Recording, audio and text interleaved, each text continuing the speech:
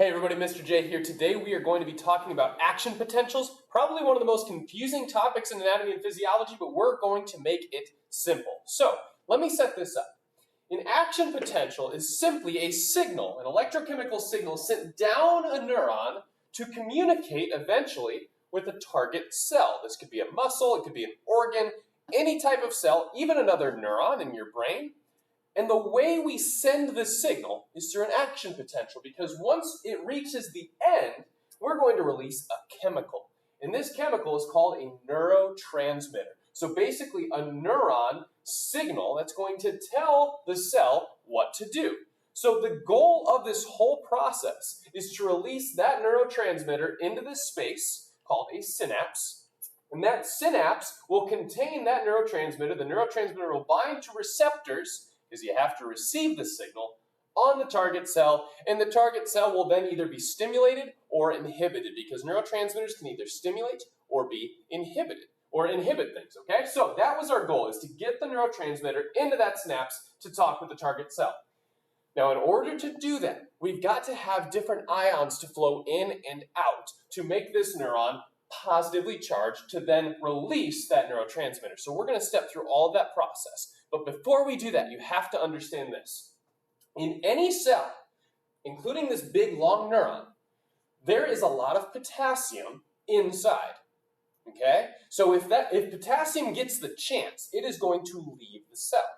At the same time, sodium and calcium are in high concentrations outside of the cell. So if they get the chance, they are going to flow into the cell. Now keep that in mind, okay? And as we go, I'm going to show you on a graph what is going to be happening with the voltage of the neuron to show what the action potential will do. So let's get started. First off, the neuron is currently at rest. There's no action potential, there's no changes in charge, and at this point, the neuron is going to be around -70 millivolts, okay? This is considered the resting potential. There's nothing happening, and it's at -70.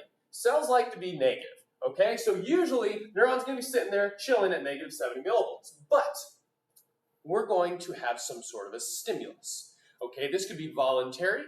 Okay, you're voluntarily stimulating neurons, or maybe something's crawling on your skin and your central nervous system, your brain and spinal cord need to know about it. Okay, so there's going to be some sort of stimulus. Okay, and the stimulus is going to open up what's called ligand-gated sodium channels, or they can also be mechanically gated sodium channels. So for example, if you touch your hairs on your skin, you can feel that light brushing motion, right?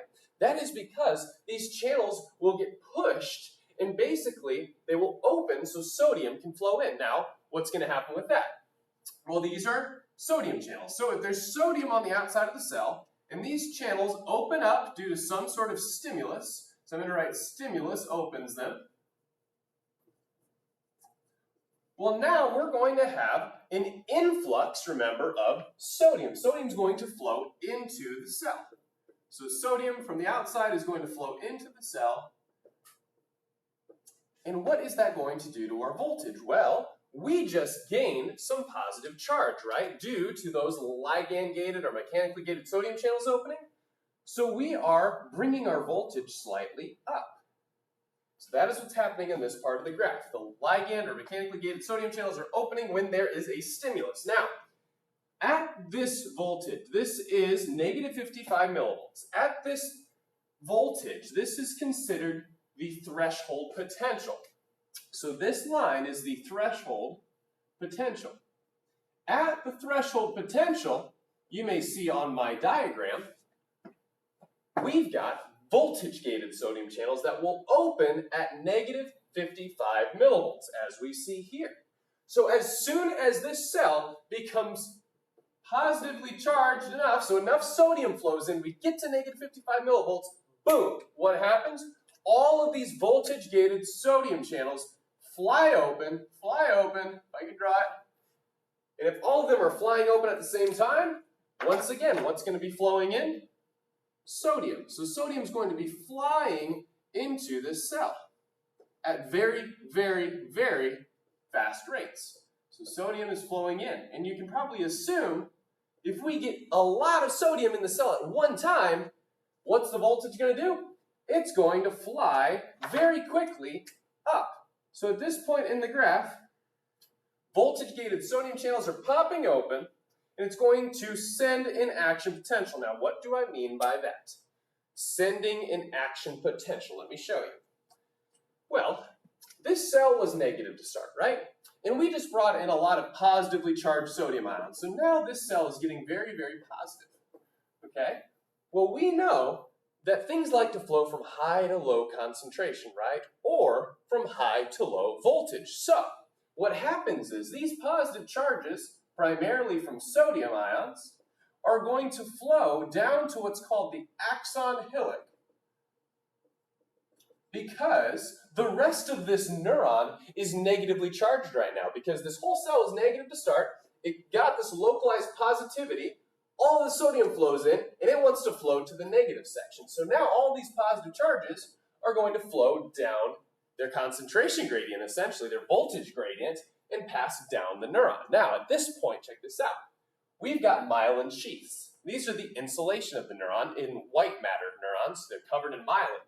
And what happens is, when it gets to the myelin sheath, it almost hops somehow, I can't describe it in physics, hops over to what's called the node of Ranvier.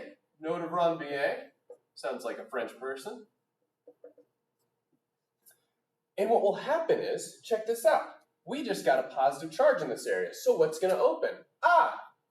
More voltage-gated sodium channels? You're exactly right. So now sodium is going to flow in very quickly.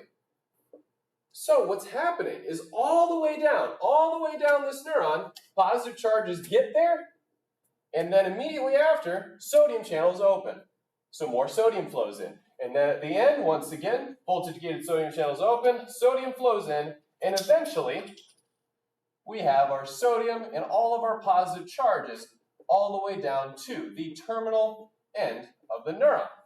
This is the action potential, okay? Well, what was our goal in the first place? Well, check this out. Once we get positive charges all the way down to the terminal end of the axon, this will stimulate the opening of voltage-gated calcium channels. So these voltage-gated calcium channels will open up when the action potential reaches the end of the neuron. So what will that do? Well, any cell has a lot of calcium outside, so it's going to flow in. So calcium now is flowing into this terminal end of the axon. Now, if you've learned anything from my class, you know that calcium likes to move stuff. Calcium loves moving things, and in this case, calcium is going to be the instigator who literally pushes these vesicles out to the edge of the axon.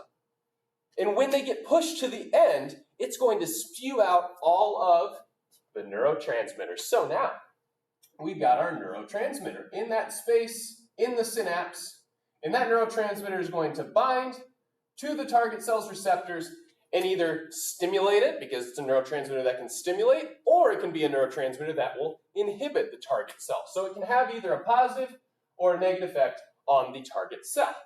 So there you have it. That is the action potential sent down the neuron all the way to the terminal end of the axon to release the neurotransmitter. We solved the problem.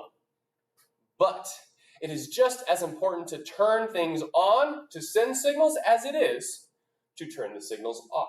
So you may see another channel here, the potassium voltage-gated channel. So right now, we just reached our action potential, sent the signal, yahoo, we did it! But we gotta turn the signal off. So immediately, when this action potential is reached around positive 10 to 30 millivolts or so, voltage-gated potassium channels will open at that very high voltage. So this cell is super positive, right? So all of these voltage-gated potassium channels will now open. All of them. So all the way down this neuron. Potassium channels will open. What will happen? Well, it's a potassium channel, right? Where does potassium like to go if it gets the chance? High concentration inside the cell, low outside. It's going to want to flow out of the cell. So that's exactly what we see. Now, since these gates opened, potassium is going to leave the cell at rapid rates. Okay, so if all this potassium is flowing out, what do you think will happen to the cell? It'll get more negative, right? And that's a good thing because we want the cell to go back to its resting state. But you might also think there's a problem. Mr. J, we still got these sodium channels that are open, so won't the sodium keep flooding in? Well, at the same time the potassium channels open, the voltage-gated sodium channels will close. So as those potassium channels are opening, all of these voltage gates are going to close up, preventing sodium from flowing in anymore. Well, so if that happens, and now all we have is potassium flowing out, the cell will become much more negative. And that's exactly what happens. As those voltage-gated potassium channels open, potassium flows out at such a rapid rate that our action potential drops and then goes back to its resting potential. Okay, so now I can draw that instead all of these positive charges will be gone and the cell will remain negative. Okay, but you might also see another issue. We just brought in a ton of sodium and we just let go of a ton of potassium. And we like to have potassium inside the cell and we like to have sodium outside the cell. So what do we need to do? You may have heard of a pump. So once it reaches this resting threshold rate again, the sodium-potassium pump will be activated. And that will pump sodium out of the cell, and it'll bring potassium back into the cell, reestablishing all of these gradients so that we can send another action potential in the future. Okay, so that's what happens in the action potential graph, and you can see it based on color. So that's sodium-potassium pump, sorry. Furthermore, as long as this neurotransmitter is in the synapse, we will constantly be sending that information to the target cell. So we also need to basically get rid of the neurotransmitter. We talked about this a little bit in class, but there's several ways we can do that. Either the neurotransmitter can get broken up by an enzyme like acetylcholinesterase, or sometimes this neurotransmitter, once that action potential stops, so once all of this cell becomes negative again, all of these voltage gates will close, including calcium. So now the calcium gates close, potassium gates close, nothing's flowing in or out, and now this part is negatively charged. Well, if calcium's not flowing in, vesicles aren't fusing. If vesicles aren't fusing, neurotransmitter's not in the space. But how do we get these neurotransmitters out?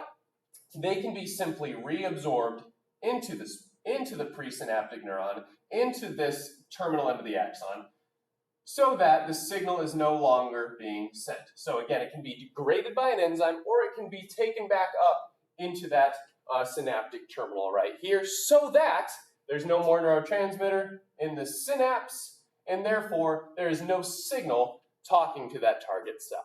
So, once again, this was how an action potential is sent down a neuron to communicate with the target cell, as well as how that signal is stopped. Thank you for watching. Hope this was helpful. If you have any questions, drop it in the comments below, and I look forward to hearing from you. Thanks for watching.